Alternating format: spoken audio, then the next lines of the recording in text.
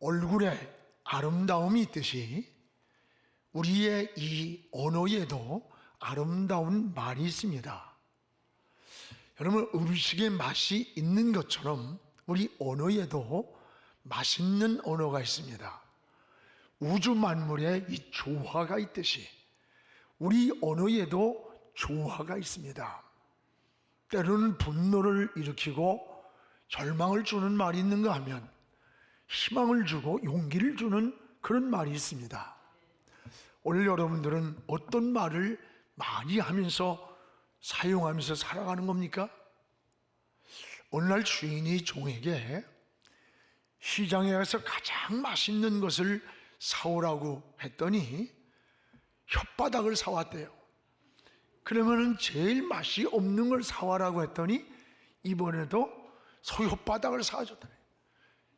화를 내면서 주인이 이야기를 하니까 주인이요, 이 세상에 가장 맛있는 것으로 말하면 혀보다 더 좋은 게 없고 가장 맛없는 것을 말하면 혀보다 더 나쁜 게 어디 있겠습니까? 그렇습니다. 우리의 혀는 아주 작은 지체지만 그러나 엄청난 혀 끝에는 위력을 가지고 있는 겁니다. 우리의 혀는 작은 이 혀가 행복을 만들기도 하고 또 불행을 만들 수도 있습니다. 삶의 용기와 희망을 줄 수도 있지만 반면에 절망에 빠뜨릴 때도 있음을 알게 됩니다. 여러분, 우리의 삶의 혀는 마치 약이 되기도 해요. 말이 그런가 하면 무서운 독이 되기도 해요. 사람을 살리기도 하고 죽이기도 하는 거예요. 이처럼 엄청난 이 위력이 있는 우리의 혀를 아무 생각 없이 하루에도 끊임없이 혀를 움직이고 또 말을 하면서 살아가고 있다는 거예요. 그래서 야고보 3장에 보면 이 말이 얼마나 힘있고 무서운 것인가, 그 말의 위력을 세 가지 비유로 말씀했습니다. 하나는 혀를 배로 비유를 했습니다. 야고보 3장 4절에 보면 큰 광풍에 밀려가는 배를 봐라. 그 배를 작은 키로 항로를 따라 방향을 잡는 것처럼 우리의 혀도 작은 지체이지만 작은 혀가 자기를 제어하지 못하면 인격을 파괴시키고 인생을 불행으로 침몰시킨다고 하는 것을 우리에게 경고를 하는 거예요. 또 하나는 혀를 불로 비유를 했습니다. 야고보 3장 5절에 6절에 보면 혀는 곧 불이요 불의의 세계라. 작은 불씨가 온 세상을 태우는 것과 같이 마치 우리의 작은 혀도 지체는 작은 지체지만 그 혀 끝에 나오는 그 힘이 온몸을 더럽히고 인생을 불사르고 망가뜨린다는 거예요. 황폐하게. 이게 우리의 혀의 힘이라고 했어요. 그리고 또 하나는 혀를 뭐라고 했느냐? 길들일 수 없는 지체라. 야고보 3장 7절 8절에 보면 새와 벌레, 바다의 생물까지 다 길들일 수 있는데 8절에 보면 유독 사람의 혀는 능히 길들일 사람이 없나니 쉬지 않는 이 악이, 독이 이 혀 끝에서 나온다는 거예요. 맞습니다. 전에 TV를 보니까 호랑이, 사자, 이 맹수들이 어린아이들과 함께 노는 모습을 여러분 보았을 거예요. 그 사자의 목덜미를 어린아이가 끌어안고 사자 등에 타요. 그래도 사자가 물지 않고 어슬렁거리며 가는 거예요. 이게 어떻게 가능할까요? 조련사에게 무서운 맹수도 길들여졌기 때문에 그렇다는 거예요. 그런데 우리 사람의 혀는 누구도 길들일 사람이 없다. 짐승이나 벌레나 하물며 저 새들까지도 물고기까지도 길을 들일 수 있는데 사람의 혀는 길들일 수가 없다는 거예요. 여러분, 이 혀는 엄청난 위력을 갖고 있다는 걸 알아야 돼요. 그래서 이 혀를 잘 사용하면 나도 살고 다른 사람도 살려요. 반대로 잘못 사용하면 나도 망하고 남도 죽이는 무서운 독이 혀 끝에 있다는 거예요. 혀 끝에. 여러분, 생명을 살리는 좋은 혀가 되기를 주님의 이름으로 축복을 합니다. 오늘 말씀에는 이 말에 의한 경고를 지적하고 있습니다. 구원받은 이후 우리의 삶, 지난주에 변화받은 그 이후의 삶을 어떻게 살아야 되는가를 말씀하는데 그 연장선상이에요. 여기 보니까 말에 의한 경고를 지적합니다. 29절을 우리 같이 한번 읽겠습니다. 무릇 더러운 말은 너희 입 밖에도 내지 말고 오직 덕을 세우는데 소용되는 대로 선한 말을 하여 듣는 사람들에게 은혜를 끼치게 하라. 그렇습니다. 오늘 여기에 말로 인한 상처가 얼마나 큰가를 보여줍니다.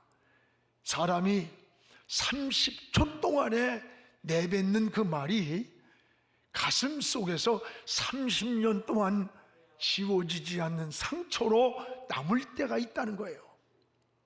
손에 의한 폭력보다 말에 의한 폭력이 더 무섭습니다. 말은 칼보다 무서운 지체라는 거예요. 칼에 찔린 상처는 시간이 지나면 아물어지고 치유가 됩니다. 그러나 말에 의한 상처는 평생 동안 치료되지 못하는 아픔을 가지고 살 수 있다는 거예요. 부부간에도, 부모와 자식간에도, 이 성도간에도 말에 의한 상처가 가장 많다는 것을 우리가 기억해야 되는 거예요. 여러분, 바울은 이 말의 위력을 오늘 지적하고 있는 겁니다. 여기에 두 가지를 29절에 소개합니다. 성도들이 해야 할 말이 있고 하지 말아야 할 언어가 있다는 거예요. 이걸 분명하게 구별을 시켰어요. 오늘 성도가 하지 말아야 할 말은 뭘까? 29절을 우리 한번 같이 읽어보겠습니다. 29절 같이. 무릇 더러운 말은 너희 입 밖에 내지 말고 오직 덕을 세우는데 소용되는 대로 선한 말을 하여 듣는 자들에게 은혜를 끼치게 하라. 무릇 더러운 말은 너희 입 밖에 내지 말라. 구원받은 성도의 삶을 말을 조심하되 무엇보다 더러운 말을 입 밖으로 내지 말라 그랬어요. 여기서 더러운 말이 뭐냐? 여러분, 유익되지 않는 말, 탐욕적인 말, 음란한 말, 상처 주는 말, 남을 비방하고 헐뜯는 말, 불신앙에서 나온 말을 사도 바울은 더러운 말이라고 표현했어요. 이 더러운 말은 입 밖으로 내보내지 마라. 듣는 사람에게 상처를 주고 신앙을 무너뜨리고 유익을 주지 못한다는 거예요. 그렇습니다. 오늘 여러분, 그러면 성도가 해야 할 말은 뭐냐? 오늘 세 가지로 소개를 하고 있습니다. 29절에 보면 세 가지가 나와요. 다시 한번 보겠습니다. 무릇 더러운 말은 너희 입 밖에 내지 말고 오직 덕을 세우는데 소용되는 대로 선한 말을 하여 듣는 사람에게 은혜를 끼치게 하라. 우리 성도가 해야 할 세 가지를, 하나는 덕을 세우는데 소용되는 말을 하라. 이 덕을 세운다는 말은 마치 집을 지을 때 그 집에 기둥을 세우는 것 같다는 거예요. 기둥. 덕이란 말이 집에 기둥을 세운다는 말이에요. 즉 기둥을 잘 세우는데 사용되는 재료처럼 사람을 세워주고 이웃을 세워주는 말이 덕 있는 말이라는 거예요. 사람을 세워주는 거야, 기둥처럼. 이게 덕 있는 말이라는 거예요. 또 하나는 선한 말을 하라 그랬어요. 선한 말. 선한 말이란 뜻은 듣는 사람들의 마음을 부드럽게 하는 말이 선한 말이래요. 마음이 긴장되고 완악해지고 분노하고 있던 마음이 이 선한 말을 들을 때 마음이 부드러워진다는 거예요. 듣고 나면 용기가 생기고 희망이 생기고 또 여러분 위로가 되고 긍정적이고 소망이 있는 이런 말이 선한 말, 사람들의 마음을 부드럽게 해주는 말, 이게 높여주고 세워주는 말, 이런 좋은 말들이 여러분 얼마나 많은가를 우리가 생각해야 돼요. 또 하나는 은혜를 끼치는 말을 하라. 은혜를 끼치는 말. 여기 은혜를 끼친다는 말은 하나님을 생각하는 그런 마음, 하나님을 생각나게 만드는 말, 하나님을 기쁘시게 하는 말을 하라는 거예요. 어떻게 하면 하나님을 기쁘게 할까? 이게 바로 어디서냐? 믿음 있는 말이라는 거예요. 신앙에서 나온 말이에요. 여러분, 아무리 달콤한 말을 해도 믿음을 떠난 것은 어떤 것도 하나님의 은혜가 아닙니다. 신앙의 본질은 믿음인 거예요.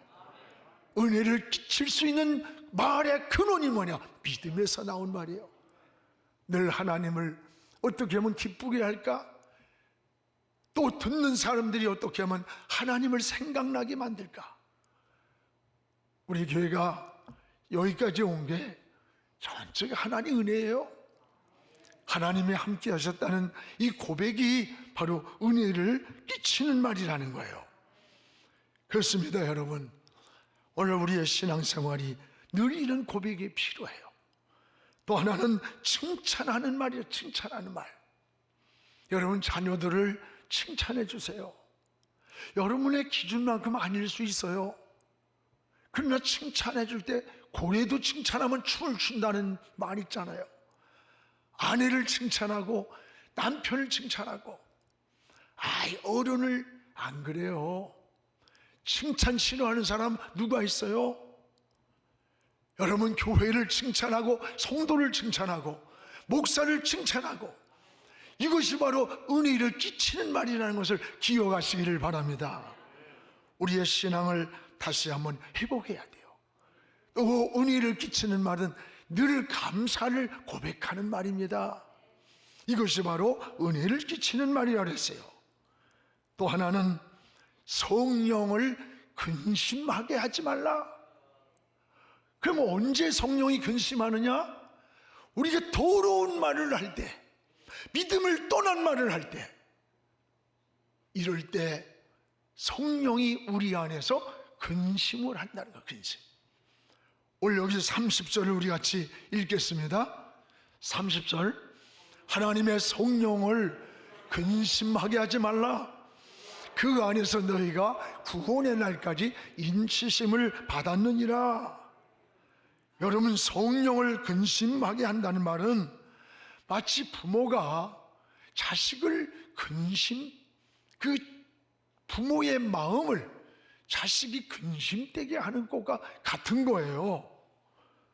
원래 성령은 단순히 어떤 능력을 주고 막 역사를 일으키고 감화력을 주는 것만이 은혜가 아니에요. 성령은 인격적인 분이에요. 그렇기 때문에 우리가 더럽거나 옳지 못한 말을 할 때에 성령이 근심을 한다는 거예요. 근심한다는 말은 슬퍼한다는 거예요. 우리 성령은 여러분 능력만 주는 게 아니라 기뻐도 하시고 근심도 하고 슬퍼도 하는 거예요. 원래 성령이 근심한다는 말은 자녀가 잘못했어요. 그 부모가 자녀 때문에 근심하는 것과 같이 하나님의 자녀가 잘못될 때에 성령님도 근심을 하며 탄식을 하면서 슬퍼한다는 것을 기억하시기를 바랍니다. 변화받은 그 사람의 속에는 특징이 뭔 줄 알아요? 영이 살아있는 거예요. 영이 깨어있는 거예요. 여러분, 그래서 잘못 살았을 때 성령의 탄식을 속에서부터 듣게 됩니다. 그래서 성령을 근심하게 하지 말라 그랬어요. 여기 31절에 보면 그러면 성령을 근심하게 하는 요소가 뭐냐? 5가지가 나와 있어요. 우리 31절을 같이 한번 읽겠습니다. 너희는 모든 악독과 노함과 분냄과 떠드는 것과 비방하는 것을 모든 악의와 함께 버리라. 이런 것들을 버리라는 거예요. 이 버리라고 하는 성령을 근심케 하는 5가지 요소를 보세요. 하나는 악독이라 해서 악독. 도끼를 품고 남을 해치려고 하는 마음을 악독이라고 그래요. 또 하나는 노함이다. 노함이란 악독에서 나온 격정적인 분노를 노함이라고 그래요. 또 여러분 분냄이다. 분을 품고 보복하려고 이런 격분하는 마음이 이게 분냄이라는 거예요. 이건 3가지는 내적인, 여러분 마음에서 일어나는 내적인 문제예요. 그리고 4번째부터 5번째까지는 외적인 그런 일들이에요. 떠드는 거, 이게 떠든단 말은 분쟁을 일으키고 소란하게 하고 트러블 메이커예요. 이게 여러분 성령을 근심하게 하는 요소 중에 하나라는 거예요. 5번째는 비방하는 거. 비방이 뭐야? 악의를 마음에 품고 상대방을 넘어뜨리려고 모방을 하고 모욕을 하고, 이걸 비방이라래요. 오늘 이 5가지 지적한 것은 성령을 근심되게 하는 요소라는 거예요. 이건 악의 뿌리라는 거예요. 사도 바울은 구원받은 이후 너희들의 삶이, 변화받은 너희들의 이후의 삶은 어떻게 사느냐, 이런 악의와 함께 이런 것들을 버리라는 거예요. 은혜는 받는 것만이 아니에요. 버리는 데서부터 오히려 은혜로 채워지는 겁니다. 오늘 사랑하는 여러분, 그러면 성령이 근심하는 것을 우리가 어떻게 알 수 있느냐? 2가지 증거가 있습니다. 하나는 내적인 증거가 있어요. 우리는 이 영이 깨어있는 성도는 성령에 근심하는 것을 어떻게 하느냐? 이 마음에서 알게 돼요. 마음에서. 이상하게 누가 뭐라고 안 해도 당당하게 떳떳하게 바로 살지 못했을 때 마음이 불안해요. 평안하지 않아요. 안식이 없고 자꾸 악몽을 꿔요. 말씀이 들어오질 않고 기도줄이 잡히질 않아. 영감이 오지 않고 입에서 찬송이 끊어지는 거예요. 이건 성령이 우리 안에서 근심하고 있고 슬퍼하고 있다고 하는 내적인 증거가 마음 안에서 알게 해주는 거예요. 영이 살았기 때문에. 또 하나는 외적인 증거가 있습니다. 외적인 증거는 뭔지 알아요? 우리가 생각지 않은 문제가 자꾸 일어나는 거야. 인생의 길이 자꾸 막히고 고난이 오고 관계가 자꾸 뒤틀리는 거예요. 이럴 때 여러분, 재수가 없어서 그렇지, 운이 없어서 그렇지, 우연이겠지, 아닙니다. 성경은 새 한 마리가 떨어지는 것도 하나님의 허락이 있고, 요나가 제비를 뽑아도 요나의 손에 뽑히게 한 분이 하나님이에요. 하나님은 개인을 섭리하시고 나라를 섭리하시고 우주를 섭리하시고 하나님의 주권적인 손이 우리 곁에 있다는 거예요. 너희가 성령을 근심하게 하지 마라. 인침을 받은 너희들 예수 그리스도 안에서 하늘나라 갈 때까지 하나님의 자녀들을 향해서 말씀하고 있는 거예요. 사랑하는 여러분, 오늘 우리는 내적으로 또는 외적으로 세미하게 들려오는 성령의 탄식 소리, 성령이 근심하는 소리를 들을 수 있는 사람은 영이 살아있는 자예요. 영에 속한 사람인 거예요. 이럴 때 여러분, 우리는 어떻게 해야 됩니까? 방법을 찾고 이리저리 쏘다니고 그래서 답이 안 나와요. 하나님의 품으로 돌아가야 되는 거예요. 이런 여러분 내적인 마음에 안식이 오지 않고 삶이 자꾸 뒤틀리고 꼬이고 막힐 때는 하나님 앞에 금식도 하고 작정기도도 하시면서 이 영적 주파수를 저 하나님께로 맞춰야 되는 거예요. 그래야 해답이 오는 겁니다. 그래서 성도는 어떤 방법을 찾는 게 아니라 그럴 때 하나님을 찾는 거예요. 영적인 감각이 없는 사람들은 여러분 성령의 근심 탄식 소리를 못 들어요. 왜? 영이 죽었기 때문에. 이건 성도들이 듣는 소리예요. 성령이 근심하는 것을 안다는 것은 영적으로 깨어있는 신앙, 하나님이 사랑하는 자라는 것을 깨닫기를 주의 이름으로 축원합니다. 뭔가 마음이 편치 않고 뭔가 불안하고 뭔가 인생이 자꾸 막히는 것을 무엇인가 느껴질 때에 하나님이 나를 사랑하고 인침받은 내 자녀, 나는 하나님 자녀야, 나는 영이 깨어있어서 하나님 주는 이 사인을 받는 거예요. 사인, 성령이 나의 마음을 터치하는 것을 아는 거예요. 그때 무릎을 꿇어야 돼요. 하나님을 바라보고 하나님을 찾는 거예요. 이게 믿음의 사람의 삶인 거예요. 영의 사람의 삶이라는 것을 기억하시기를 축원합니다. 또 하나는 여기 보면 서로 용서하며 사는 것이다. 서로 용서하며 사는 것이다. 우리 32절을 같이 한번 읽어보겠습니다. 서로 친절하게 하며 불쌍히 여기며 서로 용서하기를 하나님이 그리스도 안에서 너희를 용서하심 같이 하라. 오늘 이 말씀 속에서 서로라는 말을 주목하세요. 여러 번 서로라는 말씀을 합니다. 서로 친절하라, 서로 불쌍히 여겨라, 서로 용서하라. 오늘 여러분, 이 서로라는 말은 하나님과의 관계가 아니에요. 오늘 사람과의 관계를 말하는 거예요. 사람과의 관계가 뒤틀리고 사람과의 관계가 막히고 사람과의 관계가, 이것이 여러분 원수를 맺고 나면 하나님과의 관계는 자연적 막혀 있다는 거예요. 그래서 오늘 사도 바울은 은혜 받은 너희들, 변화 받은 너희들, 서로 친절하고 서로 불쌍히 여기고 서로 용서하라. 하나님이 그리스도 안에서 너희를 용서해 준 것 같이.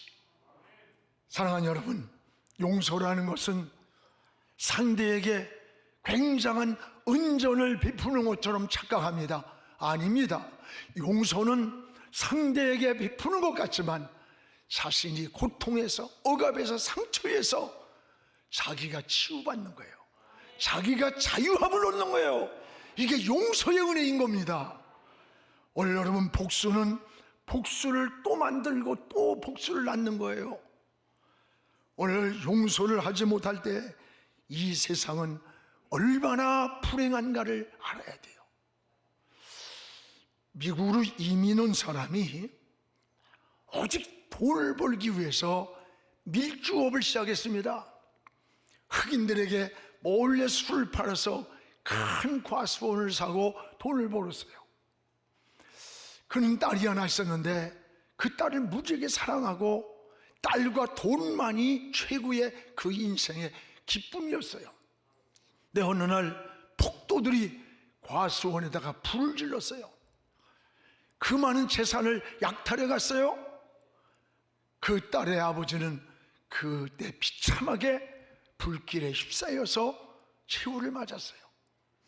후에 그 딸은 대부호인 남자를 만나서 결혼을 하고 가정을 꾸몄습니다. 그런데 그 만난 남자가 바로 자기 아버지를 살해한 살인범이에요. 이 사실을 알았어요. 20년 동안을 자기 남편을 증오하면서 미워하면서 세월을 보내는 거예요. 어느 날 남편이 중병에 걸려서 입원을 했습니다. 남편에게 복수하려고 외도를 하고 임신을 했어요. 남편이 병상에서 간호사에게 이런 말을 듣습니다. 당신의 아내가 지금 임신 중입니다. 그런데 당신의 아이가 아닙니다. 남편은 아내를 증오하면서 권총을 꺼내서 아내의 가슴에 겨누면서 너도 그때 네 아버지처럼 불에 태워 죽였어야 하는데, 그러면서 방아쇠를 당긴 거예요. 여러분, 산자가 행복했을까? 결국 두 사람 모두가 불행으로 인생이 끝이 난 거예요. 오늘 마음의 분노라는 게, 여러분 미움이라는 게 이게 얼마나 무서운 건 줄 알아요? 우리가 마음의 분노를 계속 품고 용서하지 않을 때 이 정신세계가 황폐해지는 거예요. 이 신경질환이 걸리고 남을 증오하며 자기 인격이 망가진다는 거예요. 여러분, 불면증, 우울증, 피해 망상증 같은 이런 정신적 질환이 마음의 분노, 절망 이런 것을 많은 사람들에게 많이 일어난다는 거예요. 다른 사람과의 관계성이 이런 마음을 가진 사람은 파괴가 돼요. 오늘 진정한 용서, 이게 모든 관계를 회복한다는 것을 기억하시기를 축복합니다.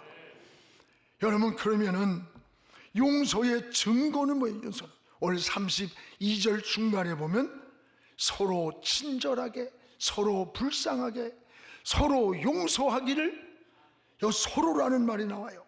그리고 친절이라는 말이 나와요. 불쌍이라는 말이 나와요. 오늘 서로 용서한다는, 서로 용서한다는 하나님과의 관계만이 아니라 이 사람과의 관계에서도, 여러분 가정에서나 직장에서나 학교에서나 교회에서나 사회에서나 어느 공동체든 여러분들이 서로 풀어가는 그런 하나님의 사람으로 서기를 주님의 이름으로 축복합니다. 오늘 주님이 그러했습니다. 십자가에서 못 박으라고 외치는 그들을 향해서 어떻게 했어요? 그 용서는 단순하게 기억에서 쓴 기억을 지워버릴 정도의 용서가 아니에요. 여러분, 어떤 용서입니까? 하나님을 향해 저들에게 벌을 내리지 말아달라, 이 중보기도를 드리는 용서입니다. 오히려 축복을 하는 용서예요. 오늘 저도 여러분도 똑같아요. 때로는 상처나고 손해를 끼치고 힘들게 하고 억울하게 하고 왜 없겠어요? 그러나 오늘 말씀은 서로 용서하라, 서로라고 말합니다. 서로 사람을 용서하면서 이것이 변화받은 그 이후에 성숙한 신앙, 성숙한 삶이라는 것을 기억하시기를 축복합니다. 사랑하는 성도 여러분, 바울이 에베소 교회에 권면한 말의 실수들, 성령을 근심되게 하는 일들, 또 용서하지 못하는 마음이 영적으로 육적으로 얼마나 무서운 장애물에 걸려 넘어지는 것인가를 우리에게 깨닫게 해주었어요. 이런 것들을 신앙으로 해결하는 것이 바로 믿음인 것입니다. 그리고 모든 영과 육이 이 장애물에서 풀리는 열쇠가 됩니다. 오늘도 여러분 변화받은 이후, 구원받은 이후, 인침을 받은 우리 모두는 하나님 앞에 이 성숙한 신앙으로 달려가기를 주의 이름으로 축복합니다.